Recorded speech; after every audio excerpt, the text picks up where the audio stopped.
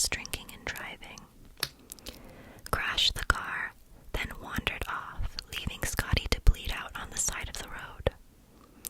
Kenna knows this looks bad, but she's hoping that Patrick, Grace, and now Ledger can find forgiveness for her somewhere in their hearts. Patrick and Grace found out about Kenna's attempted communication and expressed their concerns with Ledger. They want to get a restraining order against her, but Ledger doesn't think that's necessary yet. He's been mad at Kenna for so long without even really knowing her, and the girl he was canoodling with in the bar doesn't seem like the villain he made her out to be in his head. Ledger confides in his friend Roman, who also works at the bar that Ledger owns. Ledger is upset with Kenna, but also keeps talking about how worried he is for her. She has no one and nothing to her name besides that rundown apartment. Roman suggests he checks on her just to make sure she hasn't done anything too drastic as a result of her emotional turmoil.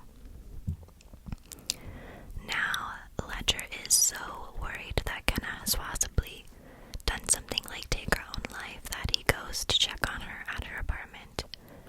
This annoys Kenna since he told her to never speak to him again, and now he's the one showing up with a guilty conscience. Ledger struggles with this internal conflict because he wants to know more about Kenna and her relationship with Scotty, but he also still wants to respect Patrick and Grace's wishes. He wonders what Scotty would think of all this. Would he want Kenna to be kept away from their child? Ledger and Kenna meet again when he picks up groceries at her place of work. They keep running into each other, and slowly but surely, Ledger is beginning to not only empathize with Kenna's position as a mother trying to reconnect with her child, he also might be falling for her a little bit. He still struggles to find a balance between sharing moments from DM's life to satisfy Kenna and respecting the wishes of Patrick and Grace. If only they would just give Kenna a chance, they would see that she is not this evil woman they've prematurely decided she is. Ledger and Kenna become more intertwined as the story continues, to the point where he hires Kenna to work at his bar on weekends because she needs more money to make ends meet. They finally consummate their sort of kind of relationship on Kenna's inflatable bed. They spend much of their time together trying not to get caught by Patrick or Grace or anyone else who might know Kenna or know of her. Conveniently, this is about the time that DM starts asking about where her mother is. Ledger isn't sure how to navigate this conversation, so he sort of brushes her off and tries to distract her. Ledger knows that Kenna writes letters to Scotty, and he finally convinces Kenna to read him one. The one that details the night that Scotty died. Ledger is so moved by this letter that they become intimate yet again. As they are cuddled up together, Ledger's parents come in for a surprise visit, and they recognize Kenna. They aren't really bothered by her presence, though. Somehow, though, the news of this interaction gets back to Grace and Patrick, who are furious. They tell Ledger that he has to choose between DM or Kenna. Of course, Kenna urges him to choose DM, but Ledger has one last idea up his sleeve to convince Patrick and Grace that it's time to forgive Kenna. He prints out the letter Kenna reads to him and gives it to them. Patrick and Grace read it and have a miraculous change of heart. They invite Kenna over for dinner, and she finally gets to meet DM. Flash forward a few years later, and Ledger and Kenna are married with a child of their own, and DM is still very much a part of their lives. The end. I think the first subject I want to talk about is the quality of Hoover's actual writing. I know that a lot of bigger commentary channels have talked about some of her books, and they've made some really good, valid points about the sort of broader harms and implications of what she she writes, and don't worry, I'm gonna touch on that too. But I also feel that as someone with a writing and storytelling background, I really want to take some time to focus on how effective the prose is. Or rather, how ineffective the prose is. I think that a good book has a pretty even split between an interesting plot or premise and captivating writing. Reminders of Him has an intriguing premise that hits a lot of raw human themes like grief, unconventional family dynamics, and forgiveness, that if explored properly could be really thoughtful and refreshing to read. However, a lot of them are half-baked at best, and paired with a flat, rudimentary writing style. I felt as if I was reading through someone's first draft instead of a finished piece of work. I mean, even down to the idea that the central sort of disaster of this book is a car crash, which seems to be a running theme in many of her books, or at least that's what I've gathered from reading through some Colleen Hoover forum pages.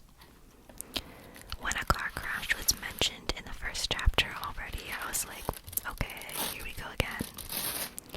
It just seems really repetitive and lacking forethought, and honestly, it's kind of lazy. I'm gonna delve more into the main themes or messages of the story in a minute, but first, let's talk about the prose.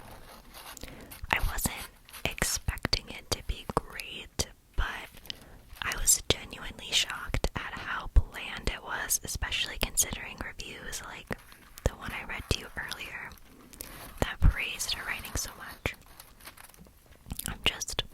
I'm gonna remind you what the reviews are saying, okay? Quote, another aspect of this book that struck me was the exquisite prose.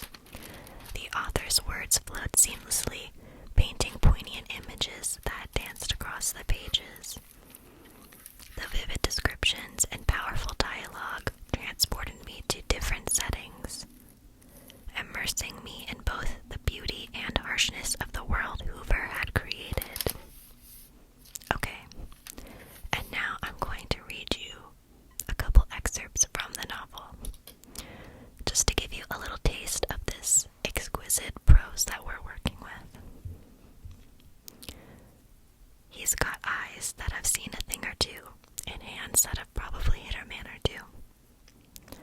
There's a couch in the living room, but that's literally all there is.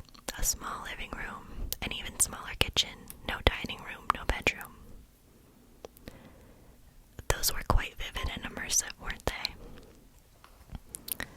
I feel like the SBF story had better, more creative writing than this did. But seriously, for a book that's over 300 pages long, I think I can count on one hand how many similes and metaphors were used, which is not a good thing. Colleen Hoover also overuses repetition and repetitive phrases so often that they're just less impactful because there's so many of them.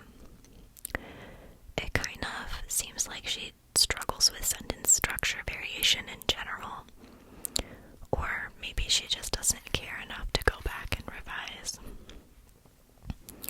I also noticed an issue where Hoover does decide to give readers some description, especially about another character, but then she focuses on a really random detail that tells us very little about who the character actually is or what role they play in the story.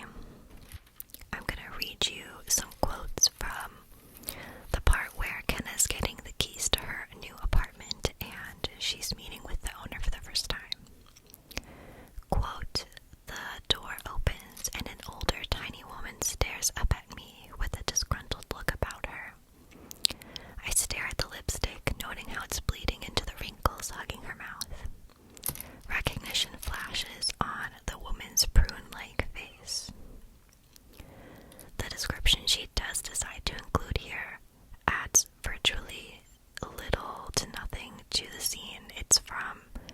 she just keeps reiterating how old this woman is, and sure, mentioning that once or even twice would be fine, but that's literally all we know about this character, is that she's old. I wish there was more characterization outside of that to really help the story come to life a little bit more. And actually, now that I'm going back through these quotes, I'm realizing that I really don't know what any of the characters in this novel look like. I sort of just have to picture them by their one defining characteristic that Hoover gives them. Ledger has tattoos. Kenna wears a Mountain Dew t-shirt a lot. The landlord is old. And Roman has a lot of mugs. I couldn't tell you what Patrick, Grace, Scotty, or even DM looks like. In DM's case, the problem Colleen runs into there is that she describes DM as having something like Kenna's smile or Scotty's laugh, but she never gives the reader any sensorial insight as to what those features look like, or sound like, or feel like. So I still end up having no idea what DM looks like because Colleen's choices for description are so unhelpful. I'm not saying she needs to go overboard and give us every little detail, but if there was actually a more poignant description and descriptive language used, I think her characters would be a lot more memorable, because it's hard to remember something you're not even given the tools to picture. And we rarely get any description of either of the main characters, but especially Kenna. I would think with this being a dual perspective story, we would be getting a sense of the characters from both their internal monologues, but also from the other person's point of view. But it's just really lacking there. I mean, just look at how Ledger describes Kenna the first time they meet. Quote, "I'm pouring 2 glasses of water when a girl walks into the bar looking somewhat lost. I stare at her the entire time she's walking. I stare at her so hard I accidentally overfill the glasses and water goes everywhere. The girl is tucked quietly into the corner, writing in a notebook." Do you see what I mean? It's just like, it seems like he's making a log of all the actions she's doing instead of actually having a real human response to encountering someone you find attractive. I just think that as a reader, this comes across as really awkward and cold when the whole point of the scene is supposed to be the opposite.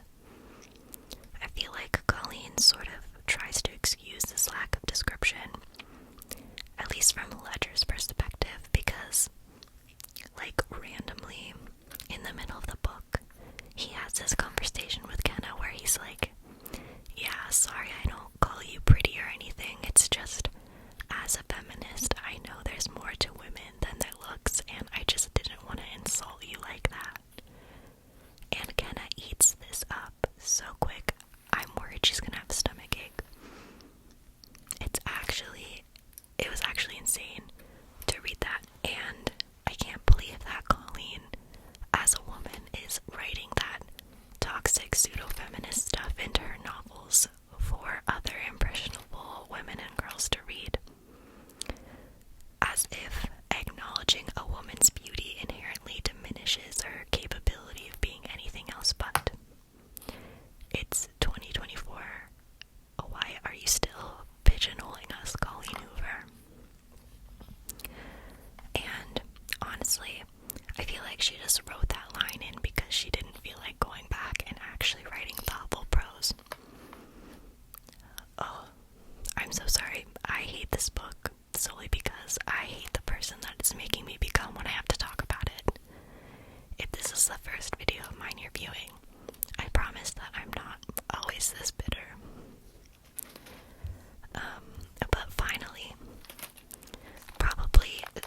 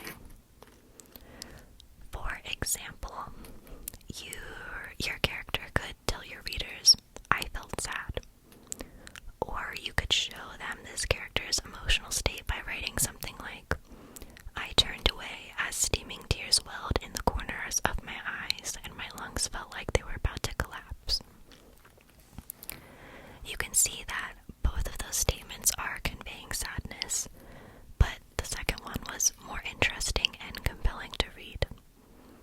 Unfortunately, Reminders of Him relies quite heavily on telling instead of showing. And I'll just give you a couple examples, because if I keep going, I could talk the entire time about this, because she does it so often, literally every single page. I could give you an example. But this one specifically is from when Ledger and Kenna first meet. And he serves her that fancy coffee that she hasn't been able to have in years because she'd been in prison. I could cry. I do cry. As soon as he gives his attention to someone at the other end of the bar, I take a drink of my coffee and close my eyes and cry. You can already see how similar this is to my I felt sad example that I just showed you. I understand the emotional impact she's going for here, but it falls flat because of the writing.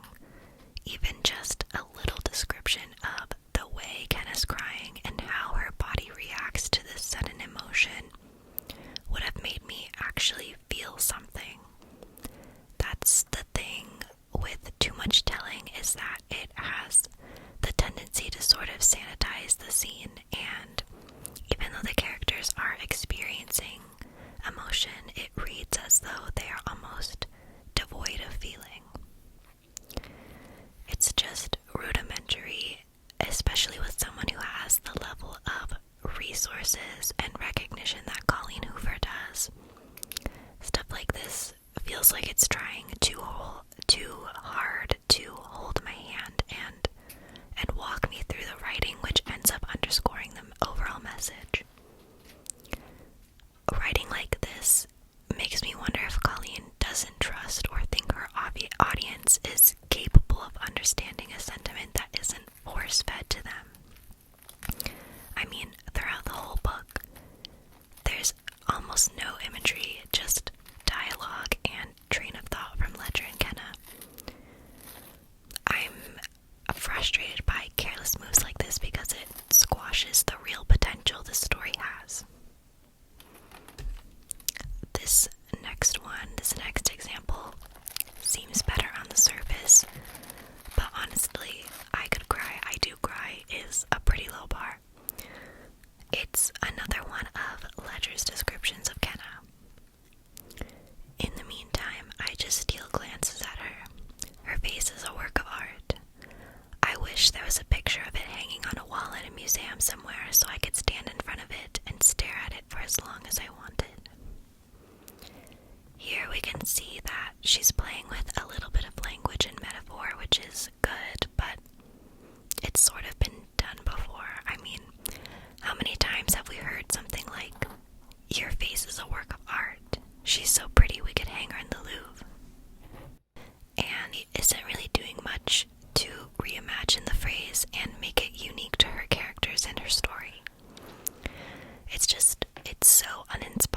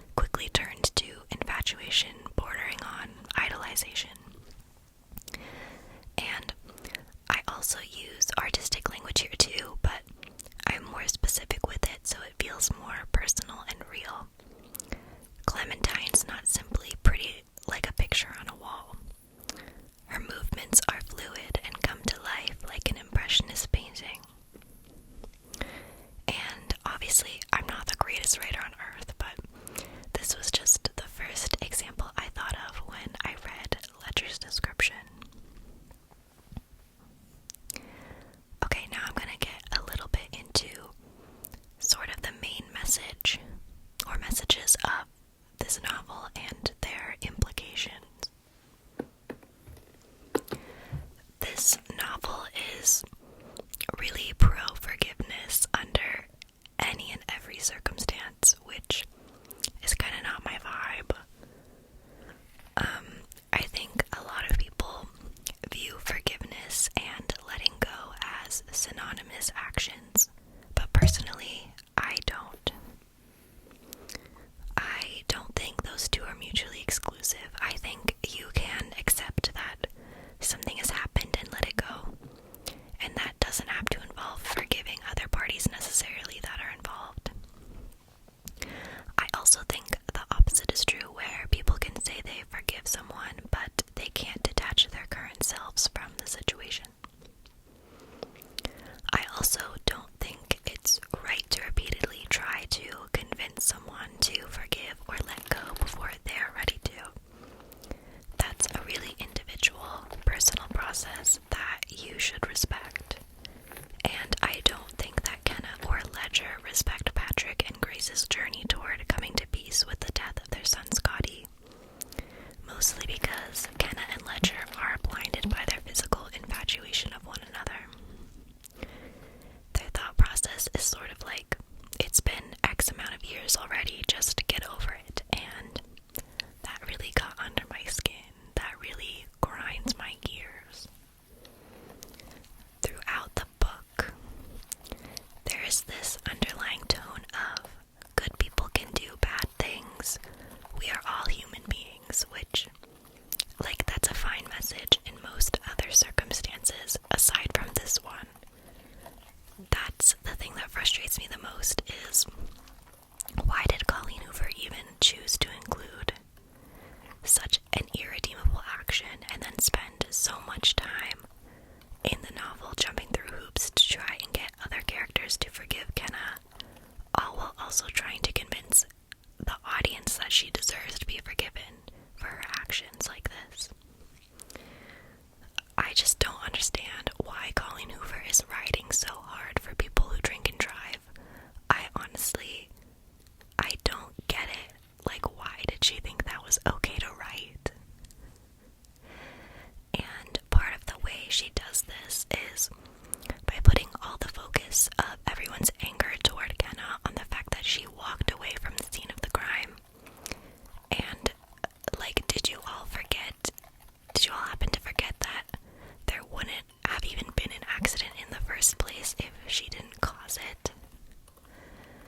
Hoover has them focused on the symptom of the wound instead of the root cause. And that's like the only way she's barely able to get away with this story, I think. Because of this main narrative that she's trying to push, it makes Kenna and Ledger really unlikable characters, at least to me. And not all characters have to be completely good or likable. That wouldn't make for an interesting story either. But what she's doing here is acting like she's writing characters that are human and make normal human mistakes that we shouldn't hold against them because life is complicated. And I'm sorry, but I don't think it should be an unpopular take for me to say that knowingly and willingly putting your life and the lives of others at risk by drinking and driving is not an average human mistake that we should be giving passes to. There are many gray areas in life, I do agree with that, but I don't think that this instance is one of them, and that's why I'm so confused about why she chose this for the book, if that's the message she wants to push. And yeah, Kenna went to prison, like, she did her time, and that's part of the consequences of her actions, but the other consequences include potentially having to accept that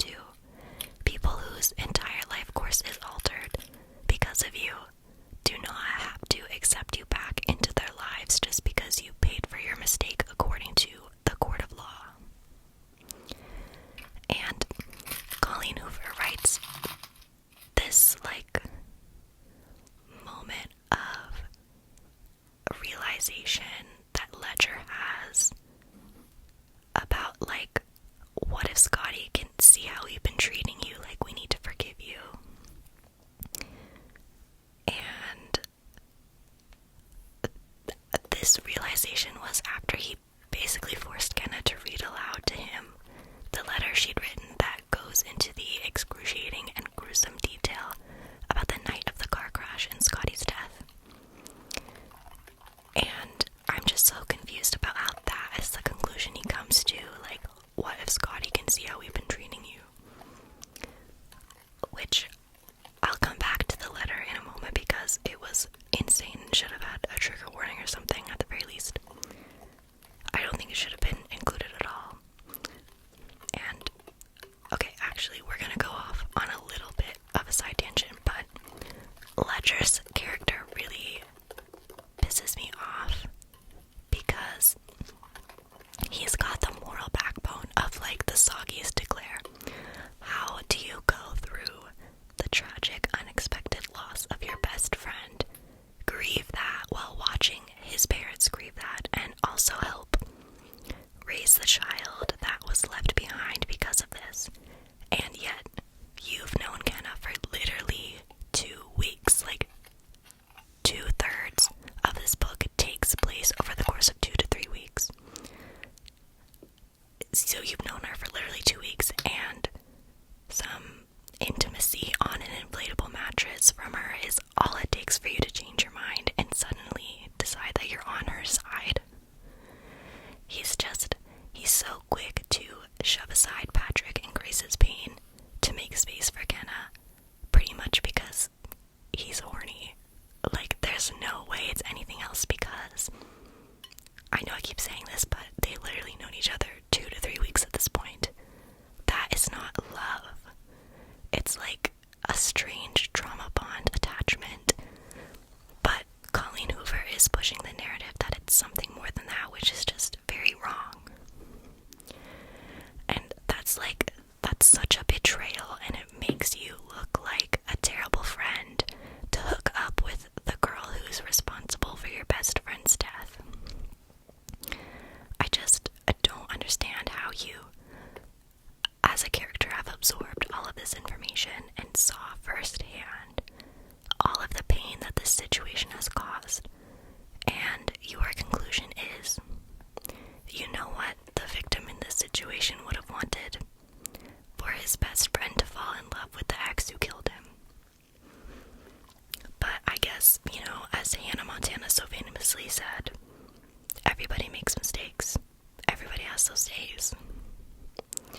And honestly, maybe that's why he's so quick to be down to forgive her, because he's also maybe not that great of a person either. All I know is that if I were Scotty, I'd be rolling in my grave right now. But who knows, maybe I'm in the minority on this. This book has certainly gaslit me into thinking that I am. And then, after this really intense moment, they go and they have more sex. Like, everything is just okay. Like, they didn't just have this very raw conversation about Scotty's death. I'm not kidding when I tell you that, like, a page and a half before this scene, I jokingly wrote down something along the lines of, oh, I bet they're gonna do it in his truck now. And then it actually happened. I wish it didn't. I really wish it didn't, because now we have to talk about it. Throughout this book, Colleen Hoover has a really weird habit of using these emotionally intense moments where either Kenna or Ledger, or both, are recounting a traumatic experience, and she uses it almost like foreplay for their sexual intimacy, which is so wrong in so many ways. Community, support, and connection are important when you are grieving or going through a tough time, of course, but the ways in which that Hoover portrays that in this novel are so incredibly toxic, because she's not making it about the importance of healing and finding community. It's just a form of escapism for the most part, I think. And I'm no psychologist, but I cannot imagine that there's any situation where Kenna and Ledger's response to the events of that previous chapter was a healthy one. I will say that Kenna tries to act self-aware of her actions and her consequences at times,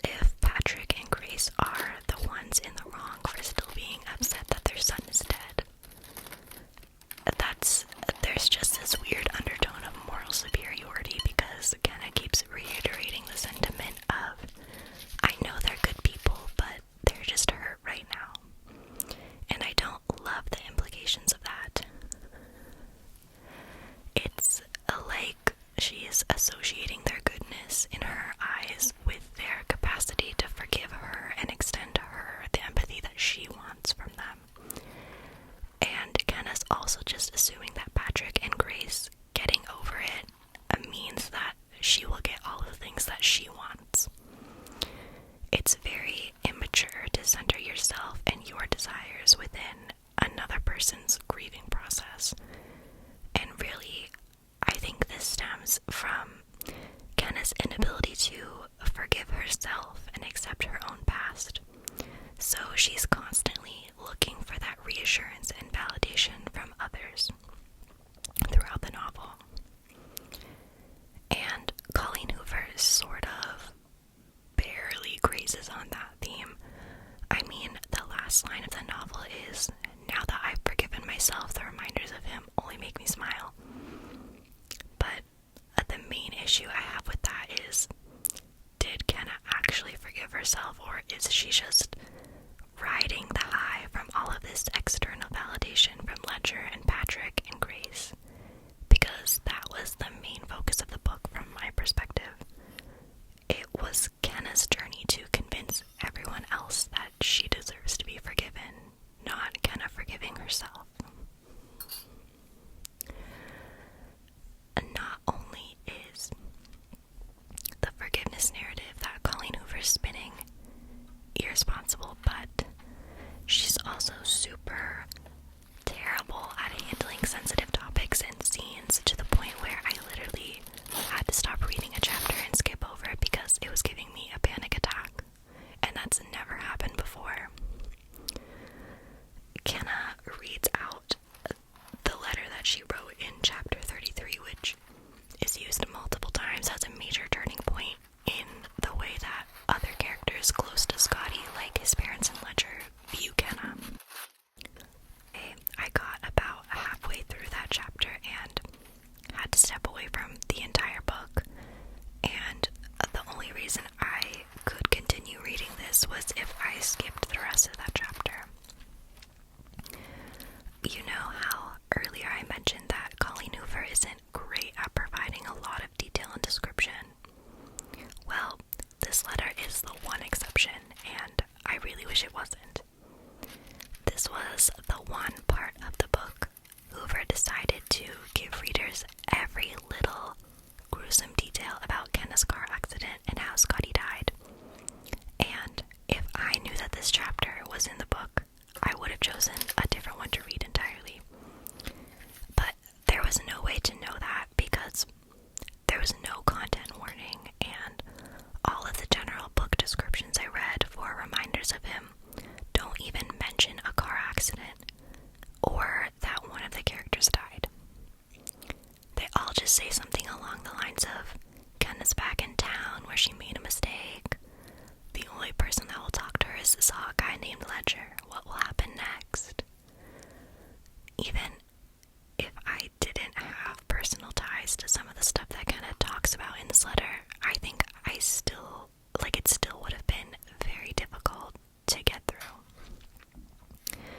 It just baffles me that Ledger thought it was a good idea to print out this letter and give it to Scotty's parents. Like, that's insane. And it shocks me even more that the parents read it and that was the catalyst for them forgiving Kenna. Like, it just seems so unrealistic to me.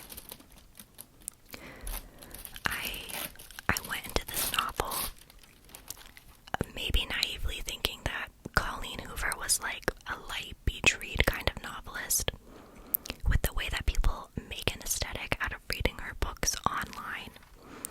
And I can only speak for this one in particular, but it was heavy and messy and not in a well-written way.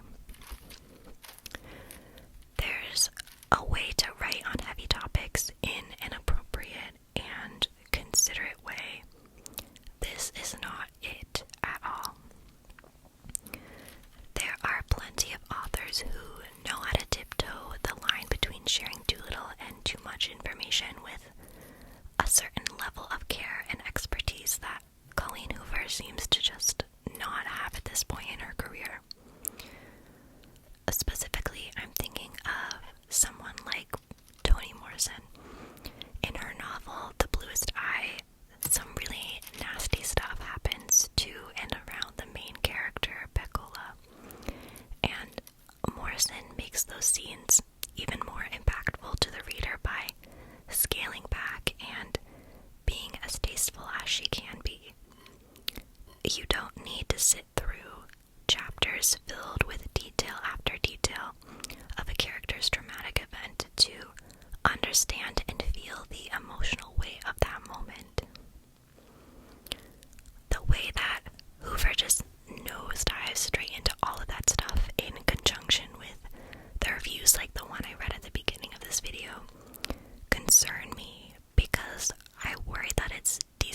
romanticizing her fans, because the way it's written has a habit of romanticizing some pretty toxic stuff. Ledger and Kenna's relationship is not healthy, and it is not something that you should aspire to, even though it's written in a way that normalizes their behaviors and relationship dynamics. And that's all I have to say on that. Well, that was a lot. That was one large word vomit, wasn't it?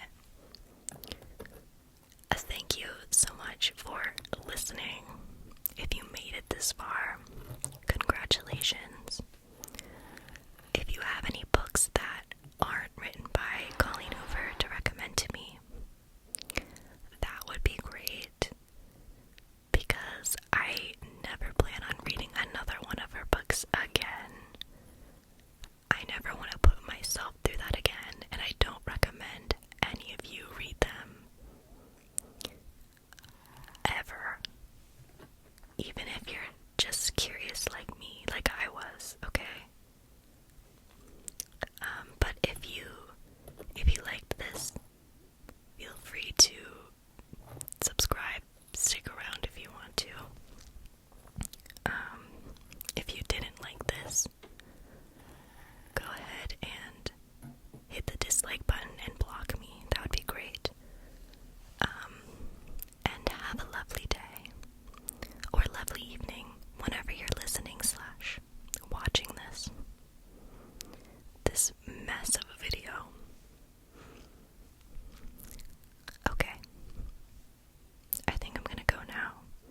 I need to go and take a lap, maybe drink some tea, touch some grass, and meditate to calm my spirit and cleanse myself from this Colleen Hoover novel.